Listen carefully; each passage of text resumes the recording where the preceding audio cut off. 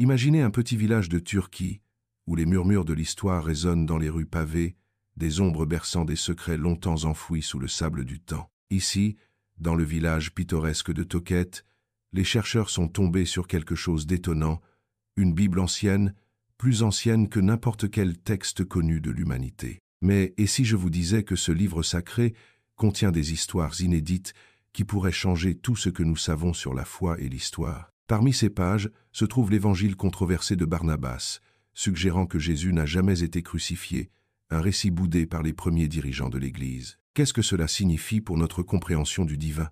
Dans cette vidéo, nous allons résoudre ensemble ces mystères et explorer comment cette découverte pourrait remettre en question les fondements mêmes de la croyance religieuse telle que nous la connaissons. Dans le domaine feutré et intemporel de l'ancien village de Toket, niché dans les terrains accidentés de la Turquie, une révélation tranquillement attendue sous des couches d'obscurité et de silence. C'est ici, dans les grottes labyrinthiques qui marquaient le paysage comme des veines terreuses du passé, que les archéologues ont découvert un profond témoignage de l'Antiquité, un ouvrage altéré dont l'existence remettait en question les contours mêmes de la compréhension historique et spirituelle. Cette Bible, un tome enveloppé de siècles de poussière et mêlé aux murmures de l'histoire, remuait un air obscur alors qu'elle était soigneusement dévoilée. Cette ancienne Bible, mise au jour à Toket, se présentait non seulement comme une relique, mais comme un carrefour de chemins divergents du récit spirituel. Inscrits dans un langage obscur, ces personnages fanés dansaient énigmatiquement sous la lumière limitée des lampes de recherche, révélant des histoires qui s'éloignaient des sentiers battus des récits bibliques canoniques. C'était une fenêtre sur un monde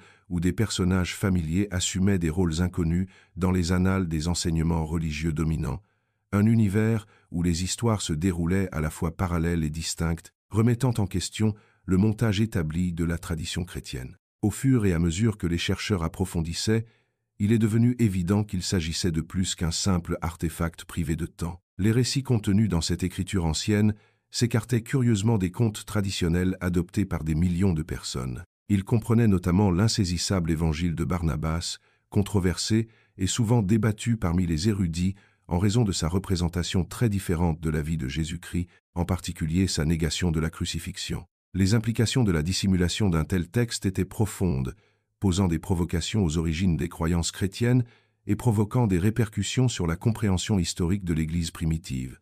La simple présence de cette Bible soulevait des questions insistantes. Pourquoi un tel document était-il caché? Quelles forces ont fait que ces récits restent cachés au corps principal de la chrétienté? Dans les échos du silence entourant ces questions, on pouvait presque discerner les griffes de l'histoire et de la politique, des chemins où les doctrines se sont façonnées au milieu d'un creuset de pouvoir, d'influence et souvent de persécution. C'était une pratique courante, même à l'époque d'où ces textes pouvaient provenir, de supprimer les écrits qui posaient des défis indésirables aux doctrines établies. Les premiers dirigeants de l'Église, confrontés à la tâche ardue d'unifier divers enseignements et de maintenir le contrôle ecclésiastique, considéraient souvent ces textes comme hérétiques. L'exclusion de ces manuscrits, notamment de l'évangile de Barnabas, a peu être servi de symbole de la lutte de l'Église pour défendre un récit singulier au milieu d'un océan de diversité théologique. L'un des éléments remarquables de cette découverte a été la compréhension qu'elle a apportée de la tapisserie chaotique mais vibrante du christianisme primitif, une période marquée par d'intenses débats sur l'identité,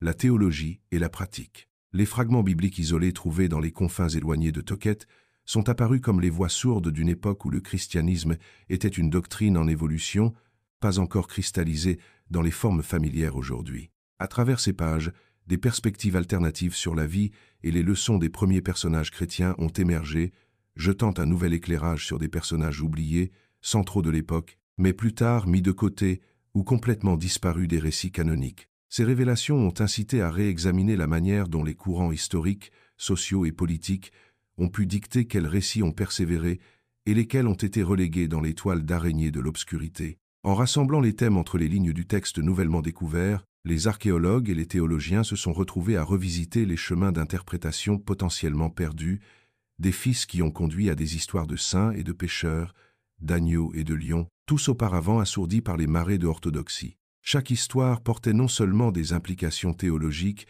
mais aussi le reflet des luttes existentielles, des dilemmes moraux et des défis sociétaux auxquels étaient confrontés ceux qui s'efforçaient de vivre selon leur foi il y a des millénaires. La découverte de Toket témoigne de la ténacité et de la diversité des premières voix chrétiennes qui résonnent à travers les âges. Il constitue un pont symbolique vers les chapitres suivants qui explorent davantage le contexte historique de la survie du christianisme primitif face à l'adversité.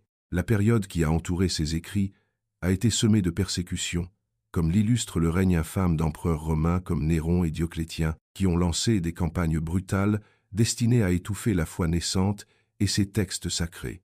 Alors que le récit parcourt cette tapisserie de persécution et de préservation, les chapitres suivants mettent en lumière les efforts clandestins visant à sauvegarder les enseignements précieux pour les générations futures, un témoignage poignant de résilience et de foi. Ce chapitre de Toquet n'est donc pas une découverte isolée. C'est un morceau profond de la vaste mosaïque qui capture la lutte durable pour l'intégrité spirituelle au milieu de vagues incessantes de changements historiques. En plongeant dans la période profondément tumultueuse du christianisme primitif sous la domination romaine, nous découvrons une saga non seulement de survie, mais aussi de détermination implacable et de défis sacrés. Les premiers chrétiens étaient confrontés à un monde où leurs croyances étaient non seulement remises en question, mais impitoyablement persécutées. Ce chapitre dévoile l'histoire de la persécution et de la préservation, où la ténacité et la foi de ces premiers croyants ont assuré la pérennité de leurs textes sacrés, façonnant essentiellement l'avenir du christianisme malgré les efforts incessants des empereurs romains pour les anéantir. Sous les règnes des empereurs Néron et Dioclétien, être chrétien signifiait vivre avec la menace constante d'une persécution brutale. Néron, connu pour son règne tyrannique, a fait de la communauté chrétienne le bouc émissaire après le grand incendie de Rome en 64 après J.C., les accusant d'être responsables de la catastrophe.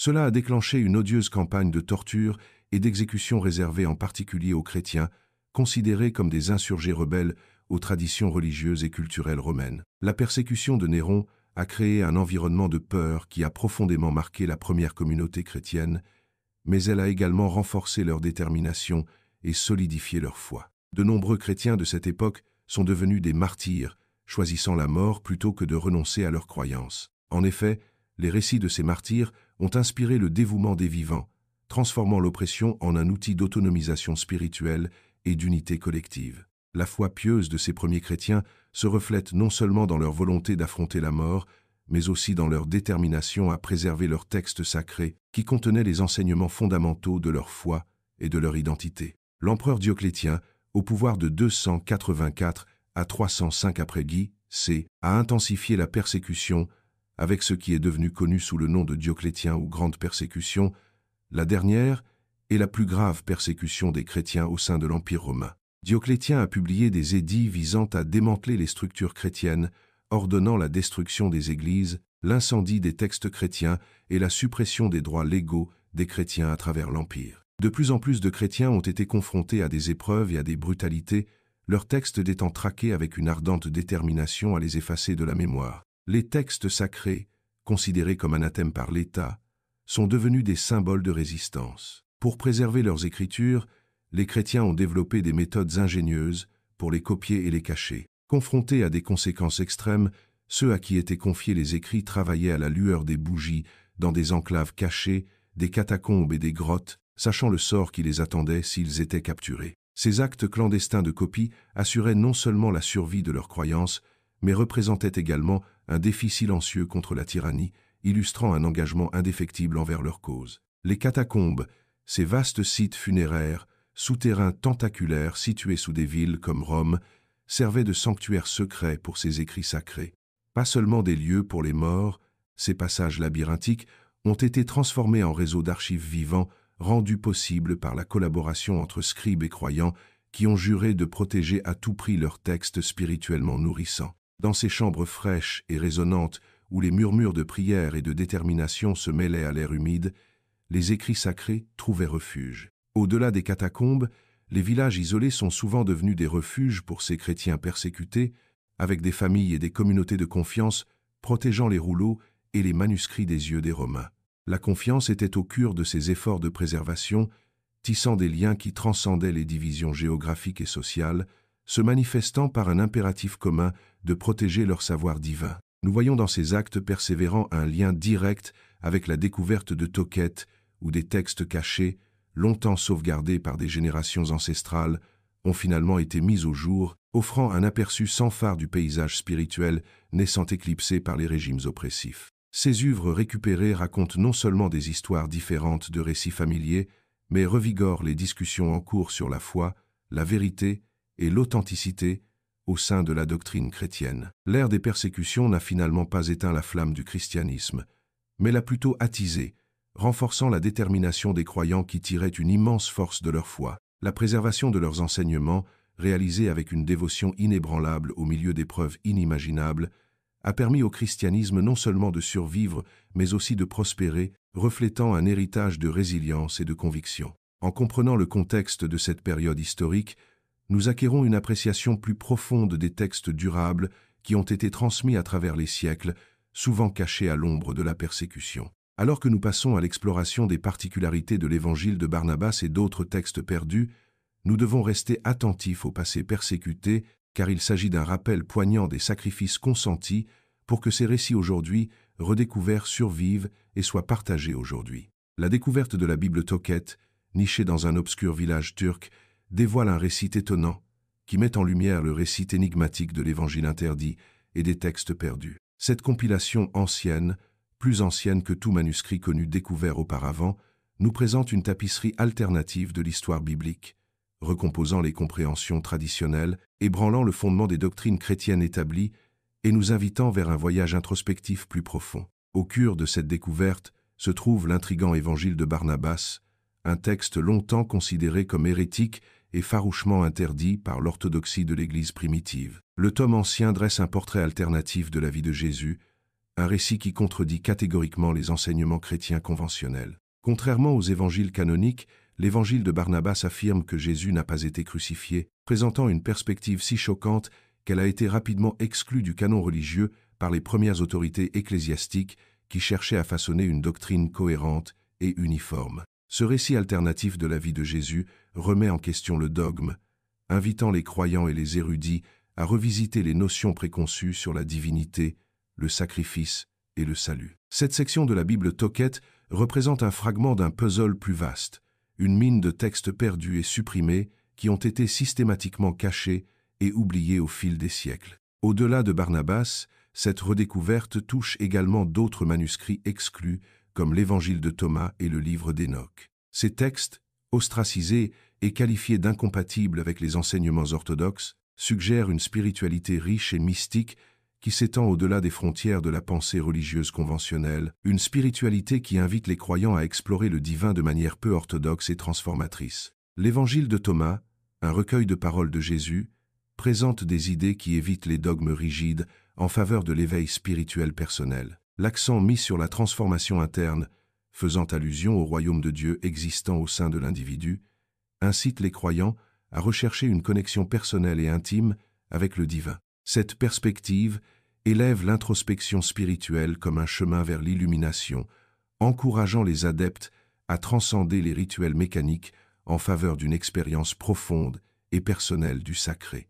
De même, le livre d'Hénoch, un texte autrefois influent parmi les premières communautés juives et chrétiennes, s'aventure dans des visions apocalyptiques et des paradigmes cosmologiques qui approfondissent notre compréhension de l'univers spirituel. Cette écriture ancienne tisse de manière complexe des récits célestes impliquant des anges, des royaumes célestes et une rédemption humaine imminente, encourageant les croyants à comprendre la foi comme un voyage aux multiples facettes à travers les royaumes visibles et invisibles. Pourtant, en raison de sa vision expansive et non conformiste, elle a également été mise de côté, disparaissant dans l'ombre de l'histoire, pratiquement oubliée jusqu'à des moments comme la redécouverte d'aujourd'hui.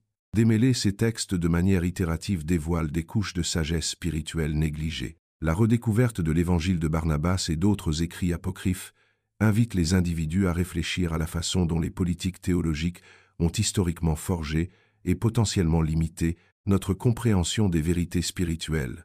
Ces écritures cachées pourraient-elles non seulement offrir un aperçu de récits historiques alternatifs, mais également servir de passerelle vers une divinité plus globale qui transcende les limites des structures religieuses? Les récits cachés pendant des millénaires pourraient très bien détenir le pouvoir de déclencher une résurgence de la révélation personnelle et d'une exploration spirituelle profondément personnelle. La révélation de ces secrets n'est pas simplement une quête académique, mais un bilan culturel et spirituel, une invitation à réévaluer les récits de longue date transmis de génération en génération. C'est l'occasion d'envisager la foi non pas comme une adhésion rigide à un dogme, mais comme une connexion dynamique et évolutive avec le cosmos divin, où la sagesse ancienne se fusionne avec la spiritualité moderne dans une danse qui s'étend sur des dimensions hors de notre portée.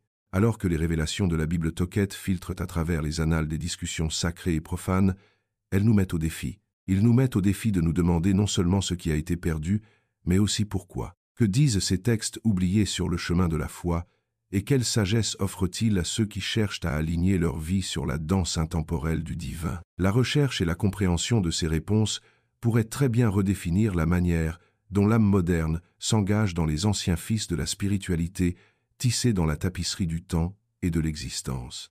Dans les coins sombres des paysages anciens de Turquie, la Bible Toquette émerge comme un phare inattendu de compréhension transcendante, offrant un pont entre les reliques oubliées de la spiritualité humaine et les complexités de la foi moderne. Ces pages, patinées par le temps mais résistantes dans leur message, nous invitent à une redécouverte non seulement des récits historiques, mais aussi de la sagesse longtemps obscurcie par les voiles de l'autorité ecclésiastique et de la tradition dogmatique. Lorsque des textes comme la Bible Toquette refont surface, ils rappellent un voyage spirituel plus large, peut être plus inclusif. Tout comme les archéologues enlèvent délicatement des couches de terre pour déterrer un artefact caché, l'appel discret du passé exige que nous retirions soigneusement les couches d'hypothèses et d'interprétations pour voir la spiritualité non pas à travers le prisme de la religiosité institutionnelle, mais avec une clarté profondément personnelle. Ici se trouve une invitation à s'engager avec le divin à un niveau individuel, libre des contraintes des doctrines rigides et des structures intermédiaires qui ont, depuis des générations, dicté les termes de l'engagement spirituel. Dans la redécouverte de la Bible Toquette, nous sommes plongés dans la contemplation de ce qui aurait pu être absent ou déformé au fil des siècles. Cela nous met au défi de réévaluer les récits qui ont été inscrits dans le canon traditionnel. Et si, suggèrent ces textes, de telles omissions n'étaient pas de simples oublis religieux, mais un effort concerté visant à rationaliser les vérités cosmiques en un dogme acceptable. Une telle révélation est à la fois libératrice et terrifiante. Libératrice dans son potentiel de favoriser l'indépendance spirituelle, terrifiant dans la manière dont il bouleverse des croyances de longue date, nécessitant une réévaluation de ce que l'on considère comme sacré. Mais ce que l'on gagne en accueillant à nouveau ces voix anciennes dans une conversation avec notre spiritualité est profond. Il véhicule les rumeurs d'une époque où la foi était autant une exploration personnelle qu'une expérience communautaire. La Bible Toquette, ainsi que d'autres textes non canoniques, présentent des récits et des enseignements qui mettent l'accent sur un lien mystique avec le divin, suggérant que le chemin vers l'illumination spirituelle est unique à chaque individu. C'est l'essence de la sagesse retrouvée. Elle permet aux individus de croire que leur quête du divin est valable, riche et profondément personnelle. Considérez la manière dont ces textes alternatifs mettent en lumière des personnages et des histoires négligés par les écritures conventionnelles, chacun témoignant de la nature multiforme de la spiritualité. Ils invitent les croyants à regarder au-delà de la surface des pratiques religieuses en enrichissant leur foi grâce à une compréhension et une empathie plus profondes. Ne se limitant plus aux pages en noir et blanc d'un scénario prédéterminé, les croyants traversent un paysage vibrant de possibilités où la spiritualité est aussi complexe que la vie elle-même. Le dévoilement de la Bible Toquette nous invite à une introspection sur la nature personnelle de nos croyances et sur le potentiel de croissance spirituelle qui se trouve au-delà des murs institutionnels. En étant témoins d'un récit où la relation avec le divin est personnelle et directe, les individus sont incités à se lancer dans leur propre forme de réflexion et de méditation, des expériences qui transcendent le rituel et ritualisent leur propre vie comme étant sacrée en soi. De telles révélations nécessitent un changement dans la manière dont la spiritualité moderne peut être pratiquée. Cela ouvre la voie à des communautés religieuses qui considèrent le questionnement comme un élément essentiel de la pratique spirituelle. Ici, le doute ne suscite pas de condamnation, mais de curiosité. Il s'agit d'une perspective dans laquelle le questionnement devient un outil, et non une menace, pour comprendre les vérités les plus profondes. On commence à voir que le doute, guidé par la foi, conduit à une compréhension plus complète de l'amour et de la présence divine. Serait-ce un retour à une forme ancienne de spiritualité qui se nourrit du questionnement et valorise la recherche plutôt que l'arrivée? Le secret, semble suggérer la Bible Toquette, ne consiste pas à connaître toutes les réponses, mais à entretenir une confiance inébranlable dans le voyage divin. Il s'agit de valoriser les expériences et les idées personnelles tout autant que les enseignements traditionnels, en reconnaissant que la sagesse peut provenir de sources inattendues, souvent redécouvertes au bon moment pour éclairer nos chemins. Dans cette optique, nous sommes invités à ne pas simplement lire avec les yeux les textes redécouverts, mais à les comprendre avec le cœur et l'esprit. Ils appellent à un engagement qui s'étend au-delà de la recherche académique, une étreinte qui nous rassure sur le déploiement continu de vérités spirituelles dans un univers plein de sens. Cette nouvelle perspective nourrit un voyage intérieur, qui réveille un sentiment de respect et finalement présente la spiritualité comme un dialogue sans fin entre le texte sacré de soi et le monde. Ainsi, la Bible Toquette redécouverte n'est pas une relique ancienne déterrée du passé, mais une conversation vivante attendant d'avoir lieu, offrant de nouvelles perspectives sur la façon dont nous comprenons, pratiquons et vivons la spiritualité aujourd'hui.